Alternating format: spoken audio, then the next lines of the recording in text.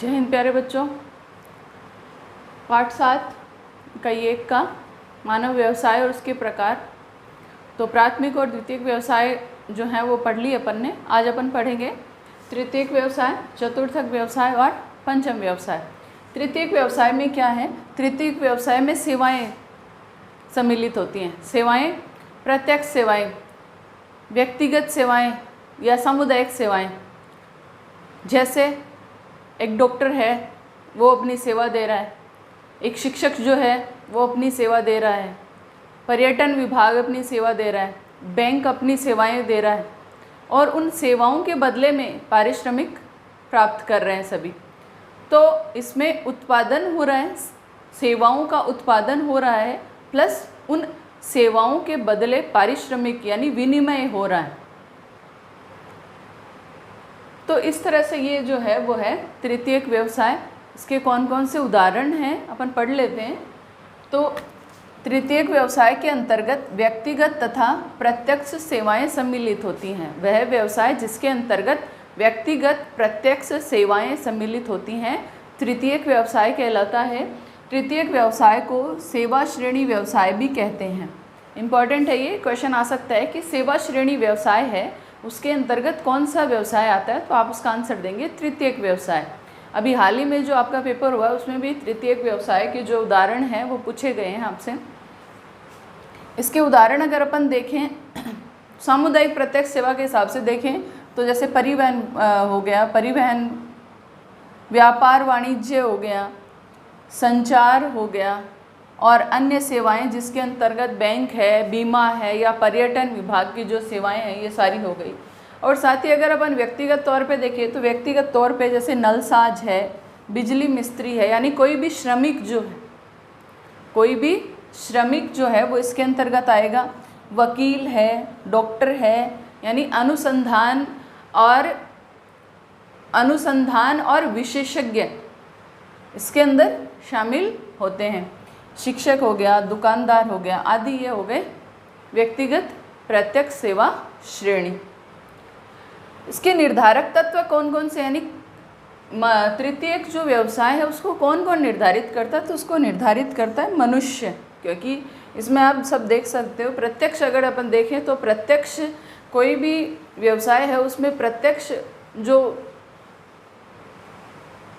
कारक है वो मनुष्य ही आपको मिलेगा। तो तृतीयक व्यवसाय के अंतर्गत मनुष्य का सांस्कृतिक स्तर, यानी मनुष्य जो है वो संसाधनों का उपयोग किस हद तक कर सकता है, वैज्ञानिक व तकनीकी उन्नति कितने उसमें वो अपना दिमाग लगा के उस व्यवसाय को वो कितना उन्नति के स्तर तक ले जा सकता है, उसमें किस तरह से वो वैज्ञानिक और नवीनतम विधियों का इस्तेमाल कर सकता है, उसका सांस्कृतिक मनुष्य का जो सोचने का स्तर है वो कितना विकसित है और उस व्यवसाय में वो कितने अधिक संख्या में संलग्न हो सकता है।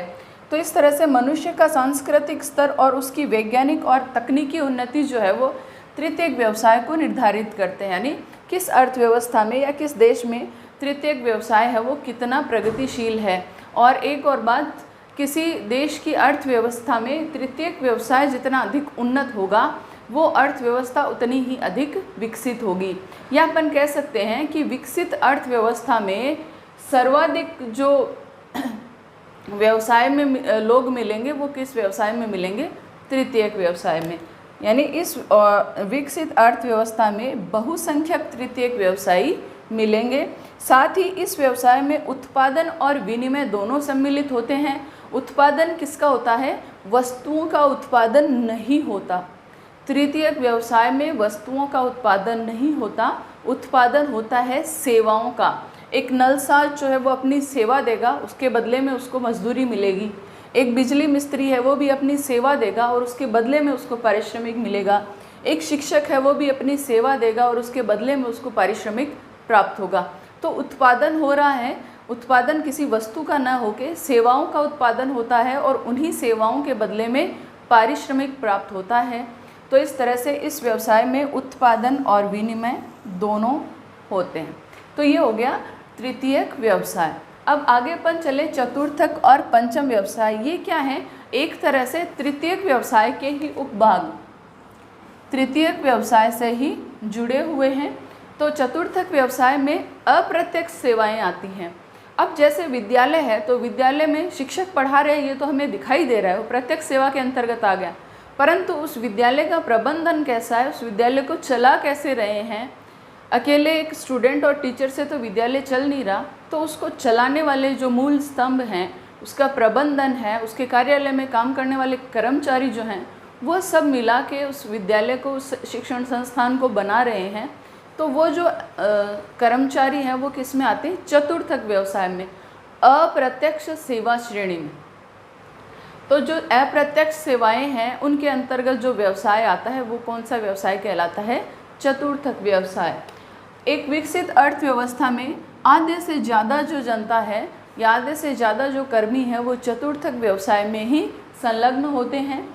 इसके अंतर्गत कौन कौन सी सेवाएं हैं, जैसे सूचना, अनुसंधान और विकास आधारित सेवाओं को सम्मिलित किया जाता है। उदाहरण अगर अपन देखें तो कोई भी कार्यालय भवन है या शिक्षण संस्थान है या अस्पताल हैं, रंगमंच हैं, लेखा कार्य है या दलाली फर्म जो हैं, उन सभी में काम करने वाले कर्मचारी किस में आते हैं, चतुर्थ व्यवसाय में। अब जैसे दलाली फर्म है, दलाली फर्म अपन समझ सकते हैं, किसी भी ऑफिस में अगर अपन जाते हैं तो अपना काम जो है वो उतनी सरलता से नहीं होता जितना कि अपन उसके दलाल या उसके एजेंट के पास जाएं तो वो अपने काम को बहुत सरलता से कर देता है। तो वो जो कंपनी है वो प्रत्यक्ष दिख रही है, पर उसमें काम, उसके पीछे जो अपने को जो काम कराना है वो अपन ने किसके थ्रू कराया, एजेंट के थ्रू। तो वो जो एजेंट है वो अप्रत्यक्ष सेवा श्रेणी के अंतर्गत यानी चतुर्थक व्यवसाय के अंतर्गत आते हैं। तो कई बीमा कंपनियां हैं, उनमें भी अलग अलग एजेंट अलग अलग जगहों पे काम करते रहते हैं। तो वो एजेंट क्या होते हैं, अप्रत्यक्ष सेवा श्रेणी में या चतुर्थक व्यवसाय में संलग्न होते हैं। तो ये हो गया चतुर्थक व्यवसाय।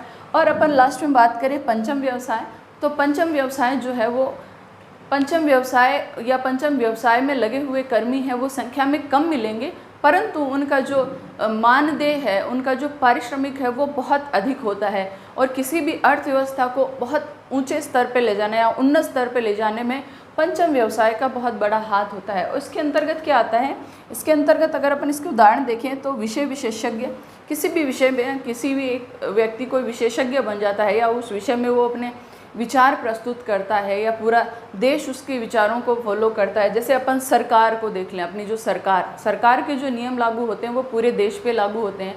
तो सरकार है, विशेषज्ञ है या निर्णय करता है, किसी भी कंपनी में कोई बहुत बड़ी पोस्ट पे कोई आदमी बैठा है जो निर्णय लेता है सभी, या परामर्शदाता है, कोई भी किसी भी फील्ड में जिसने स्पेशलिटी हासिल कर रखी है उस फील्ड में उसके परामर्श लिए जाते हैं।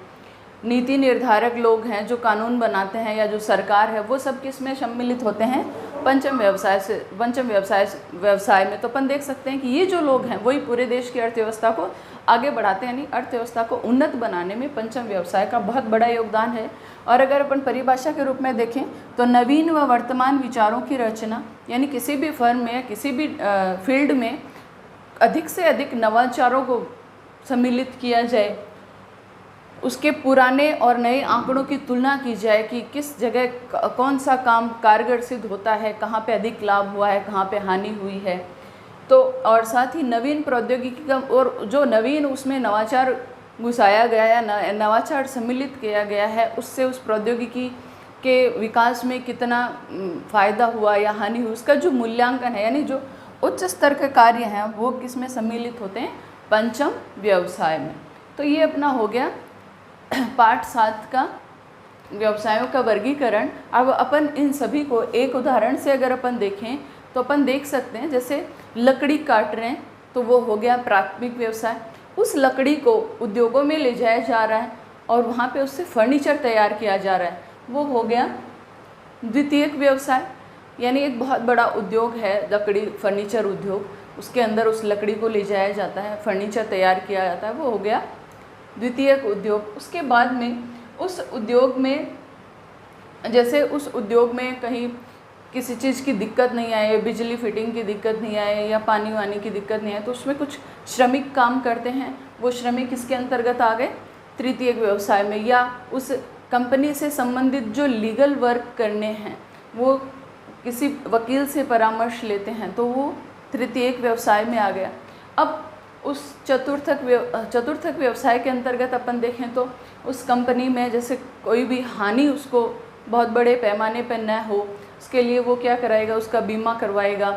एजेंट के थ्रू अगर करवाता है तो वो हो गया चतुर्थक व्यवसाय में। या और पंचम व्यवसाय में उस कंपनी को और अधिक उन्नत स्तर पर ले जाने के लिए नवीन प्रौद्योगिकी का उसमें समावेश किया जाए या उसका मूल्यांकन किया जाए कि इससे इसको लाभ हो रहा है या हानि हो रही है, तो वो हो गया पंचम व्यवसाय। यानी आप देख सकते हैं ये पूरा का पूरा जो व्यवसाय है वो किसी एक उदाहरण के थ्रू भी अपन पूरा समझ सकते हैं। और ये व्यवसाय हैं वो सारे के सारे आपस में जुड़े हुए हैं। प्राचीन काल में देखें तो प्राचीन काल में प्रमुखतया प्राथमिक व्यवसायों की बहुलता थी, और मध्य काल में अगर अपन देखें जहाँ पे प्राचीन और वर्तमान युग का सम्मिलन होता है वहाँ पे प्राथमिक और द्वितीयक व्यवसायों की बहुलता थी। पर वर्तमान काल में अगर अपन देखें जहाँ पे सभी अर्थव्यवस्थाएं एक दूसरे से होड़ लगा रही हैं उन्नति के स्तर पर जाने के लिए, तो वहाँ पे मुख्यतः तृतीयक, चतुर्थ और पंचम व्यवसाय हैं वो अग्रणी हैं। तो इस तरह से अपन ने पूरा चैप्टर कंप्लीट कर लिया। आगे अपन इसमें इसी चैप्टर के जो प्राथमिक व्यवसाय हैं उनको पढ़ेंगे, द्वितीयक व्यवसाय हैं उनको पढ़ेंगे। तो आप हमारे वीडियो हैं वो लगातार देखते रहिए, कमेंट करते रहिए और सब्सक्राइब कीजिए हमारे चैनल को।